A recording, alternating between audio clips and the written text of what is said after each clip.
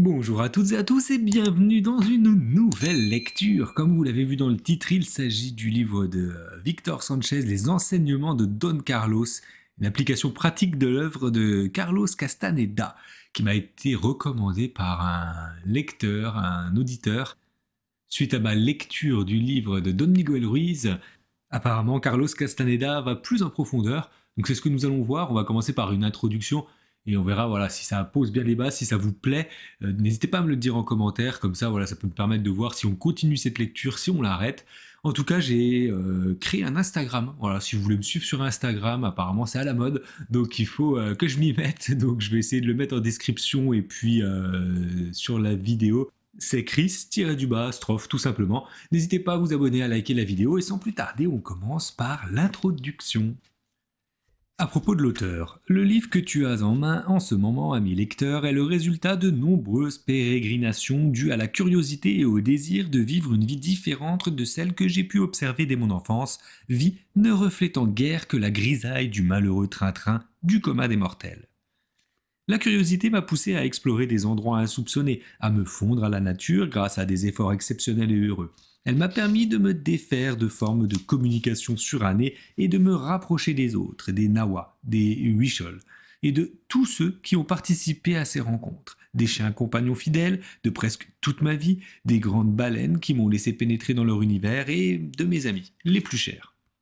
Quand je me penche sur mon passé, il me semble que chacun de mes pas, chaque instant vécu, sont marqués au sceau de la quête de la liberté, de la découverte de moi-même, qui m'a tout d'abord conduit vers mon origine. J'ai couru les routes de la terre mexicaine qui m'a porté et nourri de son sein. Elle m'a recueilli, m'a livré de nombreux secrets et m'a fait rencontrer ceux qui sont les plus proches d'elle. Les indigènes des montagnes, les escarpés du centre du Mexique, détenteurs d'une connaissance susceptible de sauver le monde actuel, chacun de nous. Parmi les Nawa de ces régions reculées, j'ai oublié mon nom et mon histoire et cessé d'être celui que j'étais pour renaître de l'éclat qu'est la rencontre de l'autre. En homme de mon temps, j'ai voulu étudier l'anthropologie dans l'espoir de me doter d'instruments qui me permettraient de jeter un pont entre moi et le monde de mes origines à la lumière de la magie découverte chez les Indiens. Et j'ai constaté que les anthropologues, dans leur acharnement à vouloir faire entrer de toute force le monde indien dans le cadre ethnocentrique délimité par des notions de progrès, de conscience de classe, d'appartenance ethnique, etc., étaient incapables de se rapprocher des indigènes et de les connaître vraiment. Les conquistadors et les missionnaires du XVIe siècle ne se conduisaient pas autrement, au nom de la christianisation. Déçu, je me suis inventé une anthropologie à l'instar des psychiatres qui ont conçu l'antipsychiatrie afin d'abattre les barrières dressées devant l'inquiétante étrangeté de la folie par l'école freudienne dominante. Comme les pères de la psychanalyse sauvage, j'ai culbuté les règles et je n'ai pas abordé le monde étrange des Indiens avec l'intention de le transformer, mais avec celle de me transformer moi-même. Et pour découvrir mon visage inconnu, je me suis immergé dans leur vision du monde qui recèle certains secrets des anciens Toltecs, leurs connaissances empiriques. Par la suite, il y a environ 13 ans, j'ai découvert l'œuvre de Carlos Castaneda. J'ai été étonné d'y trouver bien des choses que j'avais pu vivre dans les montagnes avec les Indiens et plus étonné encore par sa manière complexe et systématique de les présenter. Certaines notions, le guerrier, la conscience de la terre, l'approche du chasseur, l'accès à la réalité différente, le corps d'énergie, les augures, les signes, je les avais déjà rencontrés dans divers groupes ethniques. Huichol, Mazatecos, Mixtec et surtout Nawa. Mais au-delà de cette systématisation, j'ai trouvé dans cette œuvre bien d'autres notions, des suggestions et des hypothèses nouvelles. Mais c'est la découverte d'une œuvre à l'autre d'innombrables possibilités d'action toutes plus attrayantes les unes que les autres qui a éveillé en moi l'intérêt le plus vif. L'anthropologue renégat et la polémique. Pour le lecteur qui l'ignorait encore, il me faut préciser qu'au début des années 60, Carlos Castaneda était un étudiant en anthropologie qui, dans le cadre d'une préparation de thèse, est entré en contact avec un vieil indien yaqui, Juan Matus. Avec son aide, Carlos désirait mener à bien sa recherche sur les utilisations médicales du peyolcle dans les tribus indiennes du sud des États-Unis et du nord du Mexique. L'Indien se révéla un grand sage, ou un sorcier, qui le considéra d'emblée comme un néophyte. Peu à peu, le jeune anthropologue s'est converti en apprenti sorcier et en 8 ouvrages publiés à ce jour, qui éveillent l'intérêt le plus vif de par le monde, il s'est employé à décrire les différentes étapes de son apprentissage. L'œuvre de Carlos Castaneda a suscité bien des polémiques, surtout parmi les anthropologues. Ceux-ci, jaloux du succès obtenu, se sont empressés de le critiquer, mettant en doute l'exactitude de son récit et surtout l'existence même de Don Juan Matus. Je n'ai pas connu Don Juan personnellement, mais j'ai pu connaître Carlos Castaneda et tirer profit de ses œuvres. Le mystère qui entoure l'existence même de Don Juan Matus, que j'appellerai Don Juan dans les pages suivantes, n'est rien auprès de ceux que l'œuvre nous dévoile. Savoir si ces mystères sont révélés par l'un ou par l'autre ne leur retranche ni ne leur rajoute rien. Ils sont présents, et plus encore, ils opèrent. Les mettre en pratique, c'est dévoiler la conscience occultée en nous tous, celle de l'autre moi, le double comme les Indiens l'appellent, qui nous ouvre des champs de perception et d'expérience infinis. C'est là l'essentiel. Tout au long de ces pages, je considère Carlos Castaneda et Don Juan comme les créateurs et les véhicules d'un moyen de connaissance. Ce n'est pas autrement qu'ils s'offrent à nous, unis en une œuvre. C'est l'entité Castaneda-Don Juan qui nous livre son monde de mystère. Je m'abstiens donc, en les considérant ainsi, de me prononcer sur ce qui m'échappe, de nier ou de défendre l'existence de quelqu'un que je n'ai jamais vu, car, encore une fois, je n'en vois pas l'intérêt.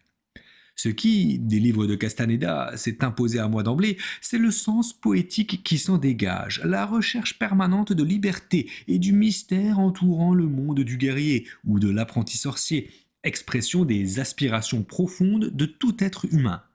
Il me semble que la plupart des lecteurs n'ont pas su tirer profit de cette œuvre en dépit de son caractère poétique et de ses promesses de liberté. Les lecteurs.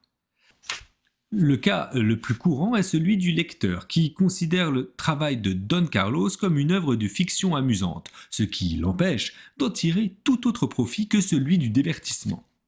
Quant à l'intellectuel sourcilleux, il la dédaigne, le plus souvent en la considérant comme une simple fantaisie dépourvue de toute valeur littéraire, et ce, pour une raison qui n'a en fait rien de bien mystérieux. Cet intellectuel qui se sent blessé par les écrits de Carlos Castaneda, et plus précisément par l'irrespectueux Don Juan, toujours prêt à tourner les plis universitaires en dérision. La plupart des autres intellectuels ne lisent pas Carlos Castaneda, ou, s'ils le lisent, le font en cachette. Il y a encore le fanatique qui, sans avoir la moindre expérience concrète de ce que décrit Carlos Castaneda, croit tout ce qu'il lit, en prenant tout au pied de la lettre. Ce genre d'individu en général voit des initiés et des portes de la perception partout. Ce ne sont là que les fruits de son imagination et non pas de l'expérience. S'il est fanatique, ce n'est pas d'avoir lu Castaneda, mais de ne pouvoir ou de ne vouloir se donner la peine d'en explorer les pistes, ce qui requiert un effort constant. Il leur substitue donc les fantaisies que lui autorise sa paresse. À côté du fanatique, on trouve les amateurs de marijuana et de drogues diverses. Ils prétendent voir en Castaneda une justification de leurs diverses dépendances. Ils semblent croire qu'une fois déguisés en quête de la connaissance, leur consommation passive de drogue doit être prise au sérieux. Tout comme le fanatique, l'amateur de stupéfiants substitue à la recherche véritable de la connaissance une chimère et des discours creux. Il ne fait qu'ajouter à ses faiblesses en avivant ainsi ses chimères grâce à des drogues stimulant sans doute la perception, mais qui, à défaut d'un travail concret, nous libérant de certains réflexes mécaniques, n'apportent aucun changement à la structure de son moi ni à son mode de vie. Tout ce que fait l'amateur de stupéfiants en consommant les plantes de pouvoir utilisées par les Indiens en quête de connaissances pendant le déroulement de leur rite, c'est de convertir les vertus de ces plantes. Peyotle, toloache, champignons hallucinogènes, sémillas de la virgène, etc. En une sorte d'ivresse un peu étrange qui, bien loin de l'aider à se dépasser, renforce ses limites. Cette ivresse est une fuite plutôt qu'une rencontre avec la réalité. Il en va tout autrement, bien entendu, chez les Indiens qui, fidèles à une discipline durement acquise, utilisent ces plantes pour approfondir les connaissances héritées de leurs ancêtres. Les deux approches sont indéniablement différentes.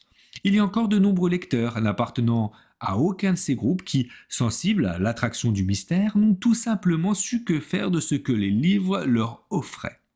Malgré sa valeur et la popularité dont elle jouit, l'œuvre de Carlos Castaneda n'a pas été entendue avec profit, et la plupart de ses lecteurs entrent dans l'une ou l'autre des catégories énoncées. Une lecture inattentive et toutes les limites imposées à l'homme contemporain laissent les véritables trésors que sont les leçons de Don Carlos hors de portée du plus grand nombre. C'est pour cela que je vais essayer dans ce livre d'éclairer l'accès au monde mystérieux que nous dévoile Castaneda. L'étude expérimentale de l'œuvre. Au-delà de l'anathème qui frappe sans plus de considération l'œuvre de Castaneda, au-delà du dogmatisme qui voudrait en faire une doctrine, il existe un moyen de la comprendre. C'est d'en faire l'étude expérimentale par une mise en œuvre des moyens et des processus qu'elle décrit. C'est la tâche à laquelle je me suis consacré avec mes groupes de travail pendant 11 ans et qui a abouti à une découverte. Il existe des dimensions de nous-mêmes et des perceptions occultées par la culture dominante qui peuvent être retrouvées. Il existe une autre réalité, une autre manière de vivre et elles valent qu'on se donne la peine de les découvrir. Le groupe de travail. Décidé à me livrer à l'expérience, j'ai combiné les recherches sur le terrain avec l'application de certaines pratiques décrites par Carlos Castaneda. L'ampleur de la tâche m'a conduit à communiquer mes résultats d'autres chercheurs, à leur apporter ma contribution pour tenter de déterminer si ces résultats étaient également valables pour eux. C'est ainsi que mes premiers groupes de travail ont vu le jour. Quelques années plus tard, j'ai pu connaître personnellement Carlos Castaneda et constater que sa personnalité est tout à fait fidèle à son œuvre, mais j'ai toujours travaillé en toute indépendance. Je considère en effet que son œuvre a été conçue pour susciter des expériences de l'ordre de celle à laquelle se sont livrés mes groupes de travail. Le présent ouvrage est centré sur les modalités des expériences auxquelles nous nous sommes livrés et des résultats obtenus à partir de l'élan qu'il nous a donné.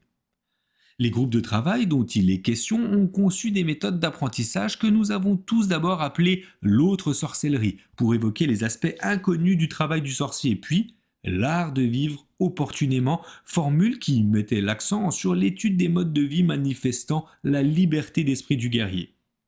Dans nos recherches sur le terrain, nous avons tenté de nous réinventer, de cultiver la conscience de l'autre moi. À cette fin, nous avons utilisé les méthodes issues du témoignage de Carlos Castaneda et de mon expérience des tribus indiennes.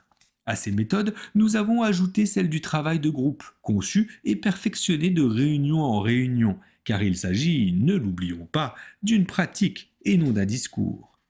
Dans cet art, je le sais, je ne serai jamais un maître, parce qu'il n'est aucun maître qui puisse vivre notre vie ou emprunter notre voie. Je ne serai jamais qu'un participant parmi tant d'autres qu'intéresse l'évolution de la connaissance qu'il a pu prôner. Mon rôle a surtout consisté à coordonner le travail des autres et le mien à partir de l'expérience acquise auprès des Indiens. Tout un non-agir. Encouragé par les résultats de notre travail en groupe, j'ai conçu, il y a quelques années, le projet d'écrire un livre sur les leçons de Don Carlos et sur notre manière de les mettre en œuvre. Mais la vie que j'avais choisie était une vie de voyage. Chaque nouvelle expérience dans les montagnes du centre du Mexique, chaque nouveau groupe créé me sollicitait sans réserve. Je n'avais jamais le temps de faire ce qui me paraissait si froid, m'asseoir devant un écran et écrire. Cependant, pour un homme tel que moi, toujours prêt à l'action, à grimper sur une montagne, à courir les forêts et les déserts, à descendre dans les profondeurs de la terre et de la mer, rester assis pendant des heures devant un clavier, c'était tout un non-agir qui allait me forcer à dépasser mes limites. Comme je n'étais pas un écrivain, il me fallait opérer sur moi-même une métamorphose. Le temps est enfin venu. La vie m'a empoigné et j'ai su qu'elle ne me lâcherait pas aussi longtemps que je n'aurais pas fait ce que je devais faire. J'ai décidé d'interrompre mon travail de groupe, de me retirer pour un temps afin de me métamorphoser en écrivain et de mener à bien la tâche entreprise. Ma disparition n'a pas manqué de semer le trouble parmi ceux avec lesquels je travaillais. Certains ont même émis de curieuses hypothèses. Je veux croire que ce livre apaisera leurs doutes et compensera l'effort que je n'ai pas pu fournir avec ces groupes tandis que je l'écrivais. Le livre. J'ai choisi de l'appeler « Les leçons de Don Carlos » afin d'attirer l'attention de ce que le monde et les mystères dévoilés par Carlos Castaneda ont pu fasciner et qui n'ont cependant pas eu la possibilité de s'imprégner de la magie émanant de l'approche du Nagual. Je pense à la relation particulière, celle de l'apprentissage que nous établissons avec Carlos Castaneda chaque fois que nous cherchons à élargir notre horizon en adoptant l'une ou l'autre de ses suggestions. Motivation et apport. Ce qui m'a poussé à écrire, c'est le fait que, pour la plupart des lecteurs, le contenu de l'œuvre de Castaneda, tout fascinant qu'il soit, demeure flou quant aux possibilités d'application pratique. Cela est dû à l'étrangeté du monde qu'il nous livre. De plus, les divers ouvrages consacrés à Castaneda ne nous sont pas d'un grand secours. Il s'agit soit d'attaques et de révélations du style FBI sur l'énigme Castaneda, qui ne prennent pas en considération ces propositions substantielles, pour la simple raison que leurs auteurs ne les comprennent pas, soit de gloses qui répètent, en l'affaiblissant, ce que Castaneda a magistralement exprimé. Nul ne pouvait nous dire comment faire, ou plus exactement comment non agir, pour conduire à bonne fin dans nos milieux urbains les suggestions inhabituelles et complexes de Castaneda. Il s'en trouvait beaucoup, en revanche, pour dire « j'imagine, je suppose, je comprends, j'ai analysé, comparé, médité les leçons, ou ceci ou cela ». Bien peu ont dit « j'en ai fait l'expérience, je les ai mises en pratique, je les ai vécues ». Un ouvrage consacré à la pratique et non pas à la spéculation faisait défaut. C'est pour cela qu'il m'a semblé que j'avais quelque chose à dire et j'ai choisi, entre tous mes travaux personnels et ceux de mes groupes, le matériel le mieux adapté à l'expérimentation des leçons de Don Carlos. Il ne m'appartient pas de juger cet effort. Tout ce que je peux dire, c'est que j'ai mis tout mon cœur à la tâche. Si cette humble contribution pouvait apporter quelque chose à quelqu'un, je m'estimerais satisfait. La connexion autour de la règle. La plupart des lecteurs ne connaissent ni Don Juan ni Castaneda, mais ont trouvé dans leurs œuvres une porte à peine entr'ouverte. S'ils l'ouvrent en fondant leur expérience vécue sur la lecture de ces livres, ils établiront le lien avec la tradition dont nous parle Don Carlos. Il se formera de la sorte, il s'est déjà formé en fait, un groupe important de guerriers, plus ou moins isolés, mais pourtant rattachés à l'approche du Nagual. C'est sans doute cette possibilité qu'évoque la mystérieuse règle du Nagual en 3 points que l'on trouve dans le Don de l'Aigle. Les possibilités qu'offre une œuvre comme celle de Carlos Castaneda posent à tous les lecteurs un défi, celui de dévoiler les aspects de la conscience, encore vierges, pourtant présents en chacun de nous. La liberté et la connaissance comme responsabilité personnelle. L'une de mes hypothèses fondamentales est que nous pouvons nous consacrer sans avoir obligatoirement recours à un guide, à la recherche des possibilités encore inconnues de notre conscience. Je me fonde sur l'idée que les clés dont nous pouvons avoir besoin se trouvent en nous-mêmes et que si nous sommes réellement décidés à ne pas rester un guerrier de salon et à nous vouer à l'action, la moindre occasion est bonne. Elle se présente tôt ou tard. Pour l'un, sous la forme d'un sorcier, pour l'autre sous celle d'un livre, d'un groupe de travail ou de tout autre soutien. Ce qui compte, en définitive, c'est l'effort que chacun est disposé à fournir. Ce que je viens de dire à propos du dévoilement de nos possibilités inconnues vaut aussi pour la recherche d'une liberté plus grande qui ne peut jamais nous être donnée que par nous-mêmes, puisqu'elle n'est rien d'autre en fait qu'une responsabilité personnelle. Je parle d'une liberté que nous pouvons concevoir ou pressentir même sans la comprendre dans la vie quotidienne, car un point de vue livresque ou imaginaire a l'inconvénient de forger une liberté si lointaine dans sa perfection que nous ne savons qu'en faire et demeurons impuissants face aux bornes de notre vie sociale. Je prône une approche vécue moins cérébrale de la liberté et de la connaissance parce que, à mes yeux, ce qu'un homme connaît vraiment se manifeste par sa manière de vivre plus que par son discours. 100 mètres. Dans La force du silence, Don Juan explique que tout homme peut prendre seul le chemin de la connaissance et, avec pour tout bagage quelques exercices fondés sur l'épargne d'énergie, déplacer le point d'assemblage. Il indique que ces activités peuvent être réalisées sans le soutien d'aucun maître, en ces termes. Rien ne s'oppose à leur réalisation, mais personne ou presque ne veut admettre qu'il faille si peu de choses pour le faire. Nous sommes habitués à recevoir des directives, des leçons, des guides, des maîtres. Et quand on nous dit que nous n'avons besoin de rien, nous ne pouvons le croire. Nous nous impatientons, nous perdons confiance et en définitive, nous sommes déçus. S'il nous faut une aide, ce n'est pas pour trouver une méthode, mais l'élan nécessaire, que quelqu'un nous engage à accorder moins d'importance à notre petit moi, et il nous aidera véritablement. Les sorciers disent que nous ne devrions avoir besoin de personne pour savoir que le monde est infiniment plus complexe que le plus incroyable de nos songes. Alors, pourquoi nous montrons-nous aussi timorés en réclamant sans cesse qu'on nous indique le chemin, alors que nous pouvons fort bien le découvrir nous-mêmes ? Il en va de même pour la connaissance. Maître et élève sont de trop. Il n'y a pas d'élèves, pas davantage de maîtres. Il n'y a que des gens plus ou moins conscients d'être mortels.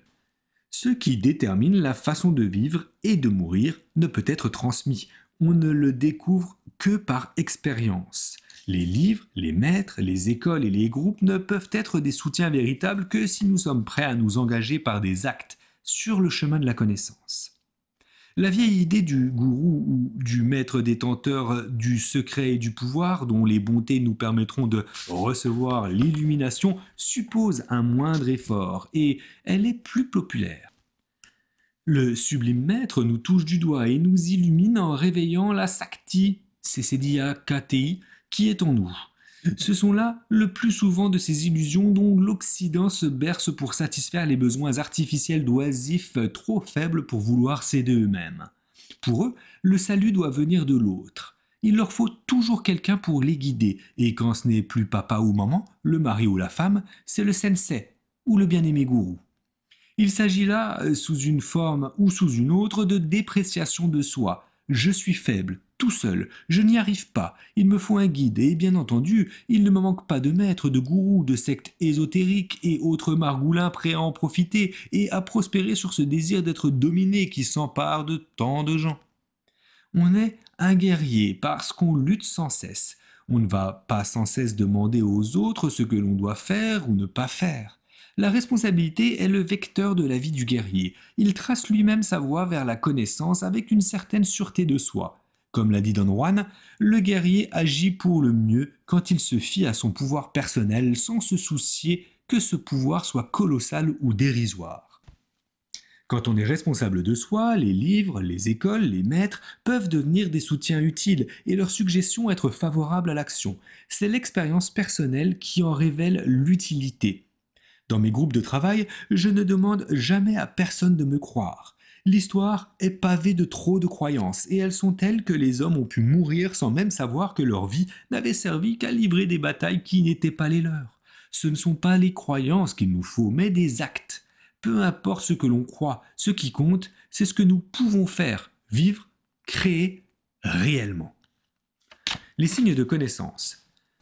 Ni les livres de Carlos Castaneda qui m'ont été des plus utiles, ni le présent ouvrage qui, je l'espère, pourra être utile à quelqu'un, ne renferment la connaissance. Ils s'y réfèrent. C'est dire qu'il ne suffit pas de les lire pour acquérir la connaissance qu'ils évoquent. Si on veut l'atteindre, il faut se livrer à l'expérience qu'ils suggèrent. Parlant de ses propres œuvres, Castaneda a dit « La connaissance ne se trouve pas dans ces livres minables. Ce qu'il y a, en eux, ce sont des signes, et si tu veux savoir ce qu'ils signifient, tu dois faire l'expérience à laquelle ils t'invitent, t'aventurer seul dans la direction qu'ils t'indiquent, éprouver seul et faire tienne la connaissance qu'ils évoquent. Ceci me paraît être aujourd'hui encore le meilleur moyen de tirer parti des livres, des maîtres, des écoles, le meilleur parti à prendre dès lors que ces livres et ces maîtres sont vrais.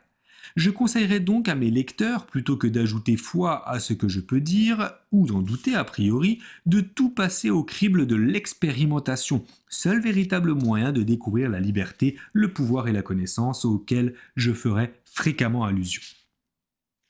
Réalité et histoire de pouvoir. Le matériel qui compose ce livre ne prétend pas embrasser l'œuvre entière de Castaneda pour la simple raison que certaines parties de cette œuvre m'échappent. Or, je le répète, mon propos n'est pas d'exposer ici mes intuitions ou mes spéculations avec tel ou tel, mais seulement ce dont j'ai pu faire l'expérience. Hormis le premier chapitre, où je présente un résumé de la vision don-juanienne de la réalité, tous les autres se réfèrent à des techniques dont les résultats ont été évalués par la pratique. Concernant ce qui, de l'œuvre de Castaneda, demeure obscur pour moi, je me garderai bien entendu d'affirmer ou d'infirmer quoi que ce soit. Selon les indications fournies par Don Juan sur l'approche du mystère, j'ai abordé la plupart des thèmes comme des histoires de pouvoir en les soumettant à l'exercice de ma curiosité. L'expérience, qui n'était pas centrée sur le doute ou sur la croyance, mais sur l'action et l'évaluation, les a convertis pour moi en autant de réalités. Je n'indiquerai pas d'autres méthodes de travail à ceux qui voudraient élucider de semblables énigmes, car elles laissent aux histoires de pouvoir tout leur mystère, jusqu'à ce que la conversion visée ait été réalisée. De même que je ne prétends pas tout connaître de l'œuvre de Castaneda, je ne prétends pas davantage que ma manière de l'aborder et de l'interpréter en soit l'unique reflet fidèle. Le présent travail n'est qu'un témoignage sur mon approche particulière de cette œuvre, ce que j'ai pu y découvrir et l'expérience qui en a découlé. Bien qu'il n'ait rien d'une vérité révélée, les résultats me semblent suffisamment valides pour pouvoir être portés à la connaissance du public. Structure du livre. Tout d'abord, je voudrais préciser que ce livre est un manuel centré sur les techniques d'expérimentation de certaines hypothèses émises par Castaneda. La plupart des exercices décrits dans ce livre reposent sur ces hypothèses. J'ai évité de considérer ceux qui, dans l'œuvre, sont suffisamment explicites pour une application immédiate. Afin de faciliter la consultation et la recherche, j'ai ajouté à cet ouvrage un glossaire des techniques de Castaneda que je n'ai pas considéré ici avec les renvois correspondants. De même, j'ai essayé d'écarter tout matériel qui n'apportait rien de nouveau, sauf quand il offrait plus de précision que l'original ou quand il s'agissait de variantes ou d'adaptations conçues pour un contexte différent de celui de l'œuvre fondatrice. De nombreux exercices sont issus de techniques que j'ai pu apprendre parmi les Indiens, ou ont été conçus librement et n'ont pas de lien apparent avec ceux que l'on trouve dans les livres de Castaneda. S'il figure tout de même dans cet ouvrage, c'est parce que, malgré des différences de forme, il puise au même substrat et vise le même effet que la pensée donroinienne, déplacer le point d'assemblage. Ce livre comprend 10 chapitres divisés en 3 parties. La première, et la plus courte, est une sorte de résumé des concepts fondamentaux de la vision cosmique des guerriers de la troupe du Nagual, d'où découlent les applications pratiques des 2 autres parties, l'une consacrée aux leçons pour le côté droit, l'autre leçon pour le côté gauche. On trouvera une définition du côté droit et du côté gauche au premier chapitre. Cette division se veut fidèle à celle du système d'enseignement de Don Juan que nous rencontrons plus loin. Enfin, le lecteur trouvera dans l'appendice en sus du glossaire déjà mentionné celui des techniques décrites dans les 8 ouvrages publiés à ce jour, 1990, une bibliographie de Carlos Castaneda et un autre glossaire, celui des techniques présentées dans cet ouvrage. Un système sphérique. Étant donné que le système donroinien n'est absolument pas linéaire mais sphérique, que toutes les parties sont liées entre elles et que chacune conduit aux autres, il est vain d'établir un ordre dans la pratique des techniques. Comme on le verra, il est souvent difficile de tracer une frontière entre les divers thèmes et exercices, et il est fréquent qu'un même exercice englobe des aspects appartenant à des catégories différentes. Par exemple, une randonnée d'attention est un exercice visant à développer l'attention proprement dite, mais aussi à arrêter le dialogue intérieur, à développer la conscience du corps, etc. Ce livre peut donc être lu dans n'importe quel ordre, consulté en sautant les chapitres. Toutefois, je conseillerais de le lire si l'on dispose de suffisamment de temps d'un bout à l'autre et dans l'ordre qui lui a été donné, ce qui facilite la lecture et l'apprentissage individuel. Puisqu'il s'agit d'une sorte de manuel pour l'expérimentation, il est évident que la lecture seule, sans les exercices, ne suffit pas si l'on veut acquérir les connaissances qu'il peut livrer. En outre, la densité des thèmes considérés réclame une lecture lente, attentive, permettant au lecteur d'assimiler le contenu de chaque article avant de passer au suivant. J'emploie indistinctement, selon le contexte, les termes sorcier, initié, voyant, guerrier, pour désigner ceux qui suivent la voie de Don Juan ou des guerriers de son groupe. Le sens demeure le même. Il en va de même pour l'homme occidental, évoquant l'appartenance aux sociétés industrialisées, également appelées l'homme contemporain, l'homme ordinaire, le commun des mortels, etc.